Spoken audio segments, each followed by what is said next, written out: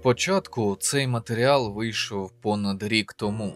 Відео було російською, і його метою було показати, що у світі величезна кількість проблем, зокрема і в медицині. Особливо це стосується країн, які були під ярмом СРСР, і медицина яких, м'яко кажучи, відстає від загальносвітової. Однак ми знаємо, що це не просто так. Існують об'єктивні причини, чому це так. Наприклад, нашим північно-східним сусідам важливіша мілітаризація. І чорти з ними. Одна з моїх патронів нещодавно зауважила, що в українському сегменті Ютубу та й взагалі інфополі дуже мало систематизованої інформації про розлади аутистичного спектра. І, на жаль, вона має рацію. Тож поспішаємо закрити цю потребу. Приємного перегляду. Про що ви згадуєте, коли раптом чуєте слово аутизм? Можливо, якісь сцени з фільмів, серіалів на кшталт теорії Великого Вибуху, Хорошого лікаря чи Людини дощу. Або ж ви згадуєте апатичну дитину на дитячому майданчику, яка не гралася з іншими дітьми. А може, вам зовсім ніщо і ніхто не спадає на думку, і ви взагалі вперше чуєте це слово. Останнє, звісно, малоймовірне. У цьому відео намагатимуся розвінчати хоча б деякі міфи, пов'язані з аутизмом, які продовжують циркулювати в інформаційному просторі. І так, якщо порівнювати висвітлення цієї теми, скажімо так, років 10 тому і зараз, то можна упевно стверджувати, що рівень обізнаності населення помітно зріс, і поширення інформації дійсно працює. Але все ж таки вважаю, що про такі питання просто необхідно говорити якомога більше. Що таке аутизм? Отже, почнемо, як завжди, з базису. Аутизм або розлади аутистичного спектра, скорочено РАС, це нейроонтогенетичний розлад психічного розвитку, який характеризується труднощами різного ступеня в соціальній взаємодії, спілкуванні, а також обмеженими інтересами та повторюваною поведінкою. Нейроонтогенетичний означає характерний для індивідуального розвитку нервової системи і психічних функцій. Це ціла група захворювань, усередині якої окремі симптоми і ступінь їх вираженості видозмінюються. На початку грудня 2021 року було опубліковано статистику поширення розладів аутистичного спектра серед 8-річних дітей в 11 штатах США. Результати досить промовисті. Згідно з даними останнього звіту, в аутистичному спектрі перебуває одна дитина з 44. Більш ранні статистичні дані, наприклад, за 2007 рік, показують, що поширеність РАС на той час була меншою. Розлади мала одна дитина із 150. Зазначу ще раз, збір даних проводиться в усього лише 11 штатах. Звісно, є й інші цифри. Наприклад, за даними Всесвітньої організації охорони здоров'я, аутизм буває в однієї дитини зі 160. Чому могла виникнути така різниця у цифрах? Обговоримо це далі. Водночас тенденція, як бачите, все одно є. І поширеність аутизму набагато вища, ніж вважали раніше. Можна натрапити на різні думки, починаючи від «Ось, подивіться, до чого ми дійшли! Раніше не було ніякого вашого аутизму, усі діти були здорові!» і завершуючи «Це все перебільшення, і в усьому винен!» А втім, уже тут є багато варіантів того, що чи хто все ж таки винен. Починаючи від вакцини, закінчуючи поганими продуктами харчування. На жаль, наразі науці поки що невідомі всі фактори, які впливають на появу цього розладу. Але судячи з досліджень, спадковість і навколишнє середовище точно належать до таких факторів. Діагноз дитячий аутизм вперше було описано ще у 1943 році. Тобто до того часу такого розладу взагалі не було. На папері. Зрозуміло, що в реальності він був, просто не мав своєї власної назви. І тому дітям з розладом аутистичного спектру ставили інші діагнози. Дитяча шизофренія, наприклад. Але і це ще не все. Проблема полягає в тому, що критерії діагностики РАС були розроблені не так вже й давно, а саме у 1956 році. Крім того, ці критерії доповнювалися і видозмінювались, при тому не один раз. Саме поняття аутистичний спектр взагалі з'явилось у 80-х роках минулого століття. Таким чином, зараз є відсоток дорослих людей і дітей, які раніше не перебували в межах аутистичного спектра, маючи, наприклад, недостатню вираженість симптоматики. Але з покращенням діагностики зараз у них уже діагностують розлади аутистичного спектру. Тепер розглянемо деякі окремі синдроми і розлади аутистичного спектра детальніше.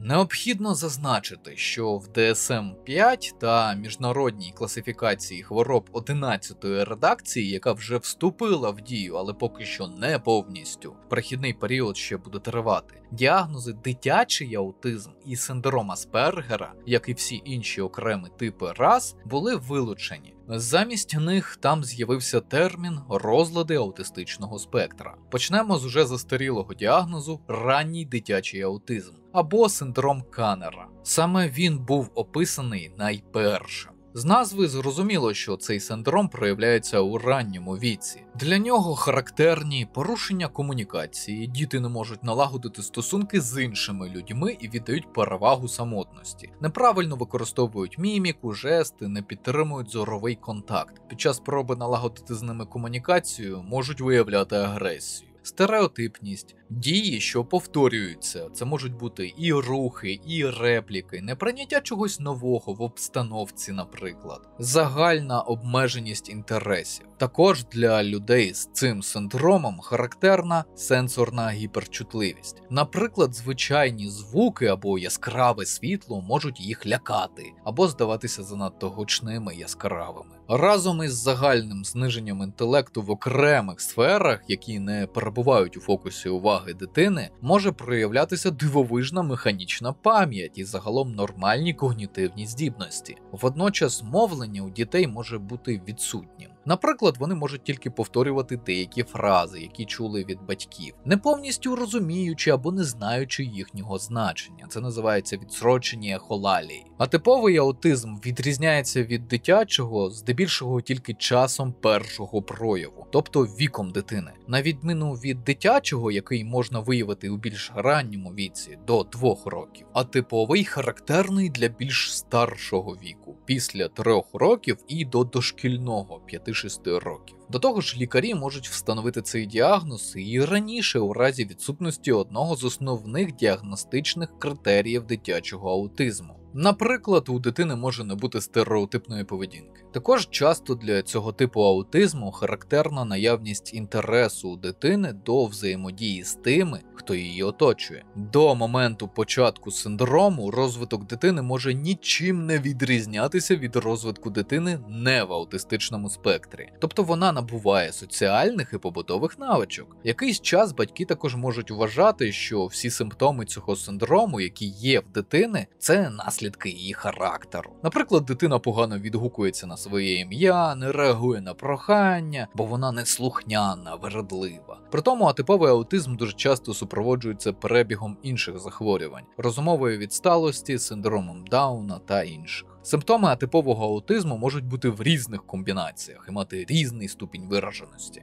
На практиці усі лікарі, які багато працювали з цим підтипом розладу аутистичного спектру і думці яких я довіряю, стверджують, що саме він має найнесприятливіший прогноз перебігу. Саме пацієнтам з такою формою аутизму медико-експертні комісії з затвердження інвалідності зазвичай одразу після досягнення 18 років ставлять довічну другу групу інвалідності по шизофренії. Де-факто це практично недієздатність з довічною опікою, яку потрібно потім просто підтвердити в районному суді. Синдром Аспергера – одна з форм розладів аутистичного спектра, згідно з DSM-4. Основна відмінність від атипового і так званого дитячого аутизму полягає у збереженні когнітивних і комунікативних функцій. За своїми когнітивними здібностями такі люди не відрізняються від усіх інших. Але синдром Аспергера все-таки впливає на розвиток можливих ускладнень з побудовою міжособистісних стосунків. Ці проблеми можуть бути різного характеру або ступеня вираженості. Люди з Аспергером можуть не розуміти або погано розуміти підтекст сказаного, Або навпаки, їхні жарти, теми розмов можуть здаватися для оточуючих дивними, можуть мати проблеми з невербальною комунікацією. Також для цього синдрому характерна стереотипна поведінка, наприклад, одні й ті самі інтереси протягом тривалого часу. Так само діти із синдромом Аспергера часто мають труднощі з координацією рухів і недостатньо розвинену моторику.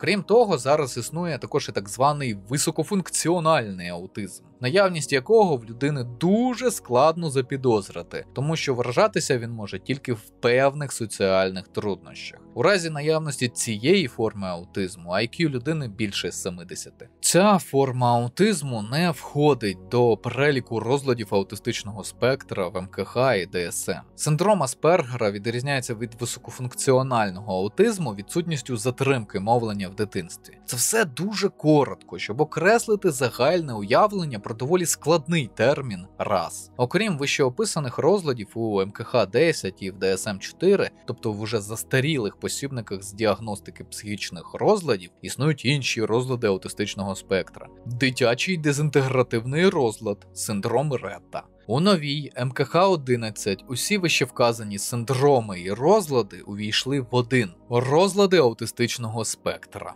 Притому їх класифікуватимуть за підтипами, ґрунтуючись на наявності відсутності розладів інтелектуального розвитку та порушення або наявності або відсутності функціональної мови, здатності говорити, писати як способи вираження бажань і потреб. Вам необхідно запам'ятати те, що аутизм – це цілий спектр, тому й люди, які перебувають у його межах, абсолютно різні, зі своїми потребами і бажаннями, і підхід до них також має бути різним. Нейротиповість і нейровідмінність. Нейрорізноманіття. У наш час нейротиповими називають людей, які відносно відповідають неврологічній нормі, яка превалює на цей момент. Ключові слова – відносно, норма і цей момент. Зі свого боку, нейровідмінність – це поняття протилежне нейротиповості. Нейровідмінність, або більш популярний термін нейрорізноманіття, нейродайверсіті, охоплює інші типи роботи нервової системи. Все, що не вписується в загальноприйняте поняття типовості. І якщо ви подумаєте, що нейрорізноманіття просто гарне слово для позначення людей з розладами аутистичного спектру, ви будете дуже неправі. Нейрорізноманіття дійсно різноманітне, адже нервова система, отже і мозок, працюють не за звичними для нас шаблонами, не тільки у людей з рас. Дислексія, здух, синдром Турета, шизофренія, ці та інші захворювання і синдроми також перебувають у цьому самому спектрі нейрорізноманіття. Хоча, звісно, цей термін спочатку був придуманий і використовувався для позначення людей, які перебувають в аутистичному спектрі. Тобто нейровідмінність охоплює всі випадки, коли через вроджені або набуті особливості мозок людини, її психіка функціонують, працюють по-іншому. Можна сказати, і тут уже все-таки бути правим, що поява цього терміна – це данина гуманізму. Але нині багато що навколо нас – це данина інколи дуже своєрідному гуманізму. Спочатку цей термін з'явився для того, аби змістити увагу з якихось недоліків людей з вищевказаними діагнозами та станами. На них самих, але вже насамперед як на людей. Адже кожна людина, незважаючи на свої особливості, заслуговує на те, щоб про неї хоч іноді, але не говорили тільки з погляду її діагнозів. Згодні ви з цим чи ні, пишіть у коментарях. У будь-якому разі не забуваємо, завжди знайдуться ті, хто готовий перекрутити будь-яку, навіть найкращу ініціативу. І саме так ми отримуємо твердження про те, що вже нейротиповість – це неправильно і дуже схоже на хворобу. Ось так от. Нейровідмінні люди бачать, сприймають цей світ інакше. І це не просто якісь гарні слова на кшталт «він художник, він так бачить» або «вона творча особистість і тому так відчуває». Ні, не в цьому випадку. Вони буквально можуть бачити і сприймати органами чуття світ інакше, не так як ми. Давайте почнемо трохи здалеку. Синестезія – явище, коли подразнення однієї сенсорної системи людського організму породжує мимовільний автоматичний відгук в іншій системі. Таким чином, люди можуть бачити кольорові звуки, присвоювати кольори дням тижня, відчувати смак слів, тощо. Зазвичай у цьому немає нічого страшного, і навіть навпаки, за свідченнями дуже багато творчих людей були синестетами, тобто бачили, відчували дещо більше чи глибше, ніж ми, нейротипові особистості. А тепер уявіть, що не просто реакції якихось двох сенсорних систем людини пов'язані між собою, а вся сенсорна система перероблена. Вона інша. І людині зі стандартно працюючою нервовою системою, а отже зі звичайними і з біологічного погляду сприйняттям сенсорними системами, неможливо зрозуміти, як, наприклад, та сама людина, що перебуває в аутистичному спектрі, сприймає навколишній світ. Однак відео все ж таки про аутизм. Тож продовжимо переважно про нього. І десь тут ми стикаємося з ще однією проблемою. Навіть якщо ми дізнаємося в однієї людини, як конкретно вона сприймає світ, ми все одно не дізнаємося практично нічого. Під «сприймає світ» маю на увазі відчуття, які вона відчуває як реакції на певні зовнішні подразники, на чому зосереджується або не зосереджується її увага тощо. Так от, проблема в тому, що кожна людина в спектрі раз відчуває світ по-різному. Так, це одночасно просто і складно. А наша наука, на жаль, ще не досягла таких успіхів, аби знайти якийсь універсальний спосіб розуміння таких нейровідмінних людей. Але також не забуваємо, часом і дорослій людині без будь-яких когнітивних відхилень і проблеми з соціалізацією інколи складно навіть собі пояснити, чому, наприклад, у певний момент вона відчувала саме ті, а не інші емоції. Кожна людина, яка перебуває в межах аутистичного спектра, бачить цей світ по-своєму. Але кожній такій людині неодмінно доводиться під нього підлаштовуватись. І ні, автор в курсі, що всі люди живуть у суспільстві і тому автоматично пристосовуються до життя саме у взаємодії з іншими людьми. Зрештою, у мене є серія матеріалів про психологію соціалізації. Маю на увазі інше. Люди зраз відчувають світ і себе в ньому не шаблонно, не однаково. За їхніми ж свідченнями, перебування у звичному для нас середовищі часом схоже на відчуття, наче вони перебувають під водою, або ж у перманентному шумі. Це пов'язано з їхньою підвищеною чутливістю до подразників різного виду, шумових і світлових, до запахів і дотиків. Тому в місцях, де зосереджаються десятки і навіть сотні людей, наприклад у метро, у них часто виникає так звані сенсорні перенавантаження.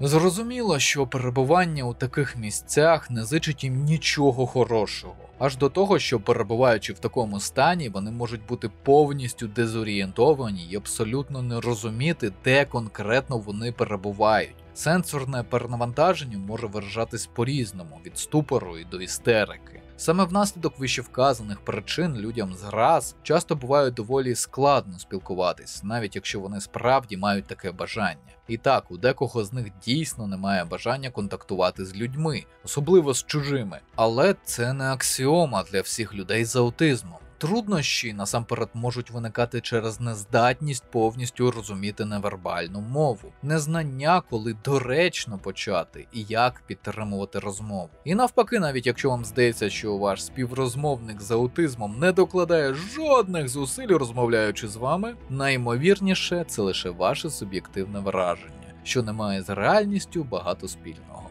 Але ми відволікаємося. Як ви розумієте, сприймати світ інакше у той час, коли більшість навкруги навіть подумати про таке не може, доволі проблематично. Аутизм у пострадянських реаліях та інших країнах. Знаєте, усі міркування у попередньому розділі, звичайно, стосуються наших реалій. І ця проблема щодо правильності вживання тих чи інших термінів також актуальна в Україні. Але однаково, усе це проходить повз пострадянські країни, так би мовити, опосередковано. І це справді сумно, коли одні дискутують про те, що таке нейротиповість, а інші, образно кажучи, підслуховують під дверима і не можуть впровадити нормальний діагноз дорослий аутизм у МКХ. І ні, це не претензія до звичайних лікарів у жодному разі. Не вони створюють МКХ. Це, якщо бажаєте, претензія до системи, але навіть і вона не є основною. Пам'ятаєте початок ролика, де я наводжу відносно нову статистику виявлення аутизму в дітей у США? Там, де є та страшна цифра, одна дитина з 44. Якщо порівняти її з іншими цифрами, але з більш ранніх досліджень, можна помітити, що цифри досить різні.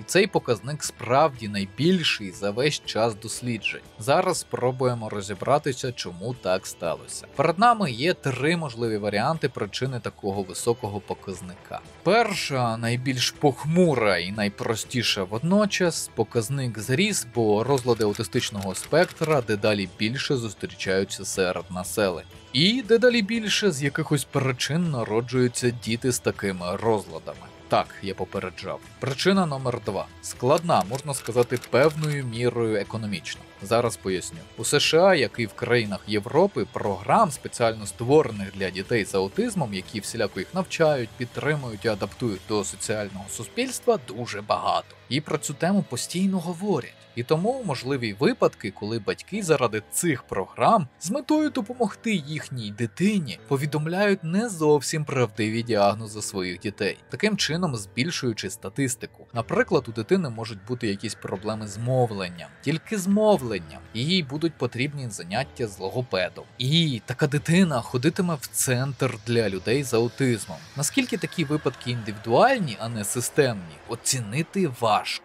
Але є ще один більш важливий фактор цієї другої причини. Він пов'язаний банально зі зміною діагностики аутизму. Так, усе просто. Адже навіть ми з нашою нереально консервативною медичною системою переходимо на МКХ-11. Дуже повільно, але переходимо. У США критерії, тести на виявлення аутизму оновлюються, можна сказати, мало не регулярно. Це, звісно, перебільшення, але кілька разів вони дійсно вже встигли змінитися. Головна мета в цій сфері там – це якомога більш раннє виявлення раз і адаптації людей із цими розладами у суспільстві. Тут можна було б пожартувати про те, що США не хоче втрачати платників податків, але я не буду це робити. Таке бажання виявити розлад на ранній стадії правильне, але воно тягне ту саму статистику вгору. Тепер уже лікарі, іноді навіть не бачачи всіх необхідних досить виражених критеріїв аутизму, перестраховуються і ставлять цей діагноз. Ви можете запитати, навіщо? Усе просто, вони не хочуть прогавити дитину зараз. Адже раннє виявлення і подальша робота з цими дітьми гарантує в майбутньому кращу адаптацію, соціальну і професійну.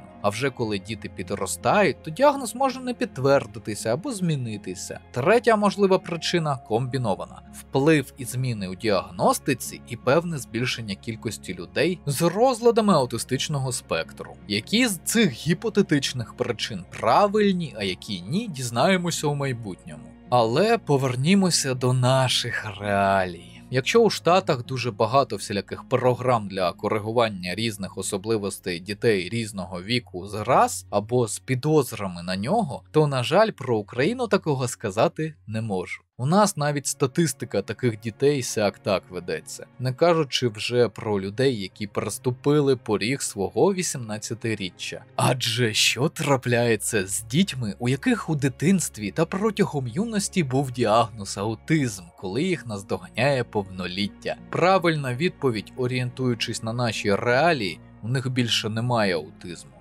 Так, ви не помилилися. Але це не тому, що ми винайшли інноваційні програми коригування цього розладу або 100% адаптації всіх людей з аутизмом у соціумі. І, звісно ж, не тому, що вони зцілюються за допомогою магічної зміни цифр у паспорті, а тому, що немає такого діагнозу, як дорослий аутизм у МКХ-10. А як уже казав, усі аутистичні розлади різні, і не всі люди, які їх мають, можуть жити окремо, заробляти і самостійно обслуговувати себе. Тому для того, щоб вони отримали хоч якусь допомогу від держави, лікарі ставлять їм інші діагнози психіатричного профілю. Найчастіше це шизофренія або розумова відсталість. Але основна проблема, напевно, навіть не те, що таким чином збивається вся статистика захворювань, що людина отримує на свій діагноз. Головне – це те, що програми корекції цих діагнозів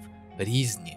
вони не співпадають. І люди з розладами аутистичного спектра, їхні опікуни, якщо такі є, мають самостійно шукати необхідні ліки, які зменшують деякі симптоми. Що вже говорити про дорослих? Діти зараз мають в Україні набагато менше можливостей, шансів, якщо хочете, адаптуватися у суспільстві. У нас дуже мало специфічних шкіл, дитсадків, центрів, які займаються з такими дітьми. А їм потрібний саме спеціальний підхід і програми, фізіотерапія, ігрова терапія та багато іншого. Так, багато дітей зараз можуть відвідувати звичайні школи, але це вже після коригувальних занять із фахівцями. Так, звичайно, є ще надомне або індивідуальне навчання.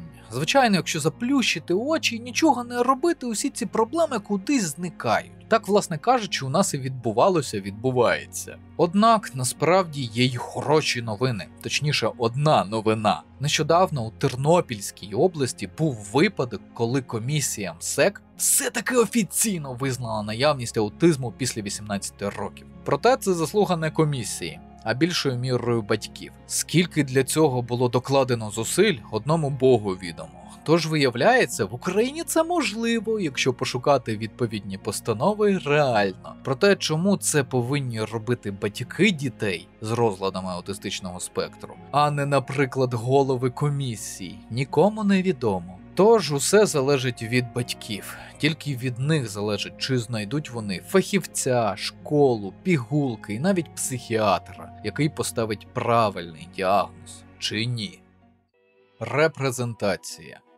Правильна репрезентація людей з розладами аутистичного спектра дуже важлива. Особливо для таких людей, адже більша частина суспільства формує свої припущення про людей, які перебувають у межах аутистичного спектра, ґрунтуючись саме на екранних образах, які таких людей демонструють, а не на реальних людях. Тому багато людей часто мають хибні очікування і забобони. Хоча, звісно, слід зазначити, що нині репрезентація рас все-таки вже набагато краща, ніж була раніше. Хто знає, може якби на наших екранах людей з рас почали показувати дещо раніше, не було б цих дуже смішних у лапках жартів на кшталт «Ти що, аутист, якщо не робиш тейво і оцейво?» Може, це слово не стало б практично синонімом до інших слів, що позначають некомпанійських, замкнутих людей, інтровертів, наприклад. Про це взагалі потрібно говорити. Гадаю, зрозуміло, що не варто якось характеризувати інших персон, використовуючи назви будь-яких діагнозів у будь-якому сенсі, гумористичному чи з метою образити, зачепити тощо.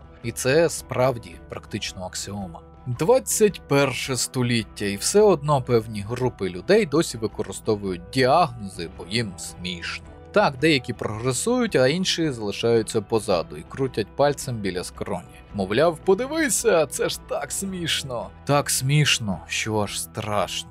Можна виокремити кілька типів репрезентації людей зараз у кіно і серіалах. І сам факт, що це різні типи, а не один і той самий образ, який просто грають різні люди, це вже добре. Але завжди може бути краще. Тому давайте звернемо увагу на деякі неоднозначні особливості репрезентації. Перша спірна особливість – людина зараз, що також має синдром Саванта. Це, певно, моє улюблене. Не можна сказати, що наявність цього синдрому у людей, які перебувають у межах аутистичного спектра – міф. Ні. Але репрезентація цього синдрому у парі з розладом аутистичного спектру може бути кращою. Особливо з огляду на те, що савантизм, тобто наявність у людини з різними розладами феноменальних здібностей в одній або кількох сферах, доволі рідкісне явище. І буває савантизм не тільки у людей з рас, але навіть здібності людей із синдромом Саванта не зовсім однорідні, точніше мають неоднакову ступінь вираженості. Наприклад, дві людини мають приголомшливі музичні здібності, і також обоє мають синдром Саванта. Тільки ось одна людина буде світовим, загальновизнаним генієм у справжньому сенсі цього слова, а інша стане просто дуже талановитим виконавцем, але не геніальним.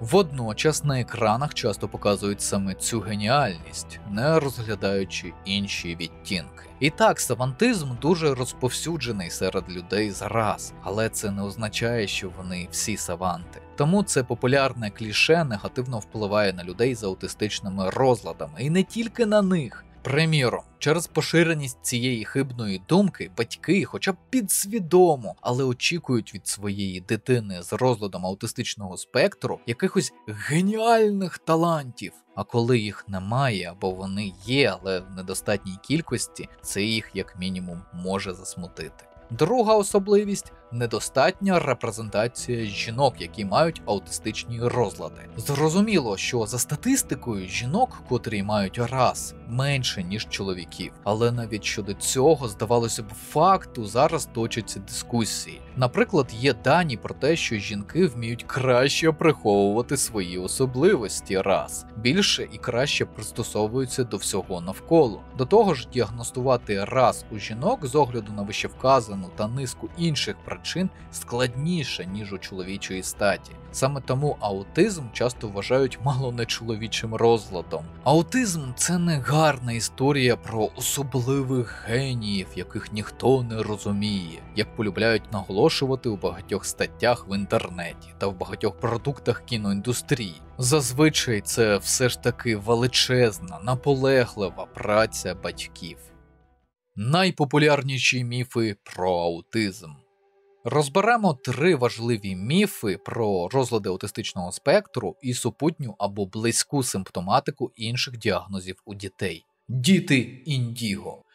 Колись про це вже згадував, але давно й дещо в іншому контексті. Тому повторимо. Батьки дуже хочуть відчувати себе творцями дуже унікальних, талановитих, геніальних або хоча б розумних дітей, через що з'являються різні неймовірно правдиві історії, про які неможливо наговорити. На кшталт усі, хто народився в пізні 80-ті, 90-ті та нульові роки – це діти індіго. Вони не такі, як звичайні діти, у них точно є прихований дар. Наприклад, мені одного разу довелось вислуховувати від однієї матусі, що її дитина – це телепат, і вона може читати думки, заглядаючи комусь в очі. І ми навіть протестували це. Дитина довго вдивлялась мені в обличчя, а потім видала: «Яблучний сік». А я відповів: «Вау, це дійсно талант». Звісно, насправді у той момент я думав про інше, саме про ядерний реактор Фукусіми. Там якраз тоді була аварія. Однак мама дитини перебувала у своєму марічку світі, і я не хотів її засмучувати і казати, що в дитини явно затримка мовлення, педагогічна занедбаність й інші проблеми. Тоді ще був наївним і вважав, що батькам не можна прямо відразу говорити про можливий діагноз. З іншого боку, зараз розумію, що раніше батьки перетнуть бар'єр заперечення захворювання або проблем дитини, то краще. Рання реабілітація і терапія важливі. У принципі, діти індіго й інші форми цього міфу – це така собі захисна плівка для дорослих у блаженному униканні того, що їхня дитина нездорова. Насамперед вони захищають свою психіку і самооцінку. Мовляв, як така красива і розумна пара, як ми, могли народити таку дитину. Тим часом факт. Жодна сім'я у наш час не застрахована від психічних і генетичних захворювань у дитини. Навіть еко не панацея. Меланхолійні ангельські обличчя. Це вже друга стадія – заперечення. Міф з'явився після дітей індіго. Мовляв, маркером унікальної дитини стає відсторонений вираз обличчя, погляду, відсутність соціалізації. Тобто дитина просто вся в собі і не хоче гратися з дорослими чи іншими дітьми. Розвитку цього міфу, до речі, сприяла церква. Так церковні служителі вкотре обісралися. Батьки в Україні та й в усьому світі, де є централізована релігія, несли своїх дітей священникам. Мовляв, злий лікар сказав, що аутизм. Але це не може бути правдою. Дивіться, яке він янголятко. І священники, не маючи якої-небудь освіти в психології і медицині, охоче підтверджували. Так, дитина янголятко, її погляд чистий і невинний, а сама вона ніби посланець небес на нашу грішну землю. Не слухайте лікарів, вони тільки шкодять, підросте, усе буде, і мова, і гратися буде з іншими дітьми, і взагалі, напевно, стане геніальним музикантом або вченим. Ви тільки частіше заходьте до храму, дитина очищається від гріха і тільки примножує талант на майбутнє. А ще от сюди в коробочку пожертву не забудьте. Бог воздасть здоров'ям дитині. Чи треба пояснювати, що це неправда? Знаю, прийдуть люди, які обов'язково розкажуть, що я поливаю брудом релігію і віру. Мені паралельно, хлопці і дівчата. Жодна загублена таким чином дитина і її здоров'я не заслуговують на таке. А таких дітей я бачив, покалічених брехливими обіцянками кліриків про чудесне одужання після молитви. А батьки тільки готові і раді повірити. Для них це просто розв'язання складної проблеми. БАДи вилікують від аутизму. Як правило, це остання стадія перед прийняттям. Якщо батьки все ще в запереченні або пройшли його без церкви, то рано чи пізно в пошуковику за запитом «Як лікувати аутизм» вони натраплять на інфошахраїв. БАДи – це ціла величезна мережа розводу населення на бабки. Тільки якщо подібні МММ-піраміди обіцяли золоті гори, то прихильники БАДів обіцяють бичаче здоров'я або лікування від будь-якої болячки. Наріжні камені нашого людського буття – гроші і здоров'я. Саме тому такі речі надзвичайно популярні серед тих, хто віддає перевагу альтернативному мисленню. Детально пояснювати тут особливо нічого. Батьки платять величезні гроші, наслухавшись про чудові властивості всіх без винятків БАДів. Годують ними дитину, а результату немає і немає. Інші швидко доходять висновку, що їх обвели круг пальця. Інші перебирають різні БАДи або тішать себе думкою, що ефект колись настане. Ні, пані і пани, не настане. В історії немає жодного зафіксованого випадку лікування аутизму прийомами БАДів. Просто немає. Інакше фармкомпанії вже давно перекупили патент на виробництво і продавали такі диволіки. А людина, яка придумала таке, отримала б всесвітню популярність, Нобелівську премію і мільйонні відрахування роялті з кожної проданої упаковки. А хто б від такого відмовився? Питання риторичне. По суті, ці три вищезазначені міфи знаменують певною мірою стадії батьківського інфантилізму стосовно здоров'я дитини зраз або іншими схожими проблемами. Блаженне невідання, заперечення, торг. Усі пари з такими дітьми проходять через ці стадії, а потім приходять до прийняття реальності. Питання лише у швидкості їхнього проходження цієї метафоричної дистанції. Найшвидше, що я бачив, це 2,5 години після озвучення діагнозу лікарем. Це були дуже розумні і розсудливі батьки. Завдяки швидкій об'єктивній реакції вони змогли забезпечити дитині реабілітацію і терапію вчасно. Найдовший же період стадій у моїй практиці 7 років. Там родичі заперечували до останнього і пізно прийшли до лікаря. Дитина через це не змогла адекватно адаптуватися у суспільстві і отримала інвалідність. Тут провина батьків. Не затягуйте з прийняттям діагнозу. Розлади аутистичного спектра – не вирок, якщо почати терапію вчасно. До того ж, навіть якщо ви не впевнені, можете звернутися до спільнот батьків, чиї діти вже пройшли або проходять подібну реабілітацію. І вам розкажуть, як це працює і наскільки це ефективно. Ну і звісно, розкажуть про граблі, на які не варто наступати. Звичайно, окрім цих 3 показових міфів, на жаль, існує ще багато інших. Висновки і не тільки.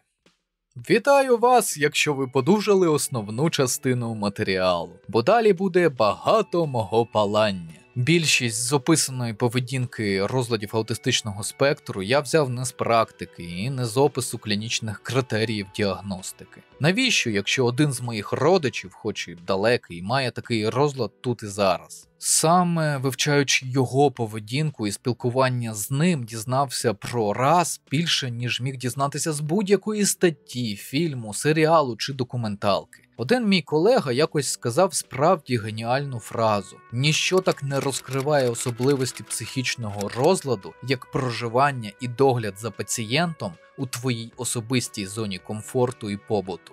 І це справді так. Так от, складно уявити кількість титанічних зусиль, які я й інші родичі доклали, аби домогтися хоча б крихти допомоги від держави в реабілітації й терапії цієї людини. І тут нагадую, що пов'язаний з цією сферою. Знаю всіх потрібних людей, які ліки й реабілітація найефективніші, і знаю, що держава зобов'язана створити структури і методи допомоги, але це майже не відбувається. Не в Україні. Чиновники будуть перед виборами роздавати продуктові набори і канцтовари у своєму окрузі, давати обіцянки, які неможливо виконати навіть теоретично, створювати яскраву картинку, працювати з політтехнологами. Тому що це все народу подобається. І це видно всім. А ось реальні справи будуть уже не так помітні. Точніше, не відразу, особливо це було помітно в нульових. Ба більше, були навіть випадки шкідництва волонтерами-медикам, які працювали у цій сфері. Схема була приблизно така. Різні закордонні фонди допомоги дітям з аутизмом приїжджали до України та починали діяльність. Наші лікарі були готові працювати та переймати досвід. Але таким центрам реабілітації потрібні були різні дозволи на оренду землі, приміщень, будівництво, лікарську діяльність. І ці фонди були готові вкладати в це великі гроші, тільки в білу, легально. А в них різні структури та чиновники починали вимагати хабарі й відкати, і лише деякі з них змогли прорватися через бюрократичний хаос і розпочати діяльність. Уявіть! Вони приїжджають допомогти, вкласти гроші в економіку, створюючи робочі високооплачувані місця, будувати лікарні і реп-центри, тобто інфраструктуру з нуля. Також дають змогу покращити стан людей, дітей зраз, які, можливо, у майбутньому зможуть працювати, сплачувати податки, а не бути безробітними з пенсією від держави. Одні плюси. Натомість фонди стикалися з нереальною корупцією і просто йшли. От вам реальність у нашій країні в цій сфері в 90-ті й нульові. Прикро, але це дійсність. Тому в певний момент ми з родичами просто здалися. Ми вирішили забити на державу і намагатися робити все самі. Забезпечення, купівля медикаментів, реабілітація. Але в нас були кошти. Ми знали, що і як робити. Або швидко вчилися. Питання тільки одне, таких як ми одиниці. Що робити іншим сім'ям, які не мають коштів і розуміння того, з чим вони зіткнулися? Як їм вирішувати цю проблему? А ніяк! Поки такі країни, як Ізраїль, США, Європа, Об'єднані Арабські Емірати, навіть Нігерія роблять усе, щоб збільшити свій ресурс живих та ефективних працівників, допомогти адаптації людей з розладами аутистичного спектра у соціумі, розуміючи, що саме це найважливіший ресурс майбутнього – люди. Інші навіть умовно здорових і перспективних громадян втрачають у злиднях. Тож усе, що ви чули в основному матеріалі, звісно, треба знати. Принаймні для розширення свого світогляду. Тим часом найважливіше знання, якого там не було. Вам категорично не можна покладатись на державу, якщо у вашої дитини чи родича розлад аутистичного спектру. Сумно, але факт. А далі самі думайте, що робити з цією інформацією. Так, безумовно, можна сказати, чому ти нагнітаєш, рептилоїд? Війна йде, зараз не до цього. І це правда, але рано чи пізно вона закінчиться нашою перемогою. А проблеми залишаться. І це одна з тих, яка має величезний накопичувальний від'ємний потенціал для економіки. Не надавати таким дітям усю можливу допомогу навіть з такого погляду банально невигідно. Якщо не діяти, це мінус десятки тисяч платників податків у майбутньому. І навіть ще більше, якщо їхні батьки захочуть взяти опіку на недієздатну дитину і покинути роботу. На мою думку, таке у поствоєнній країні неприпустимо. Проблема ж не в тому, що про це не говорять зараз. Напишіть аутизм українською, наприклад, в Ютубі. Матеріалів дуже мало. Про це в Україні мовчали завжди. В Україні народилося і виросло ціле покоління дітей зраз, покоління потенційних платників податків, які не можуть працювати, а живуть на хоч і малу, але допомогу держави. Або під опікою родичів. Усе тому, що не нагнітай, це зараз не на часі. Тоді останнє запитання. А коли, власне, це вже буде на часі? Ну, на цьому будемо закінчувати. Канал вашої нібіріанської ящерки також можна підтримати за посиланням в описі. На вибір 3 варіанти на ваш смак: Patreon, BuyMeACoffee та Donate.ua. Потім розрахуюсь з вами класичними матеріалами про кризову і військову психологію з оглядами та розборами відеоігр. Звичайно, українською. Нагадую, що всі патрони мають можливість задати питання у коментарях під відео на Патреоні та в особистих повідомленнях. Ці питання обов'язково побачу і відповім у межах своєї компетенції. А ці поважні пані та пани вже підтримали канал. Шана та дяка. Підтримуйте україномовний YouTube. Вірте в ЗСУ. Все буде Україна.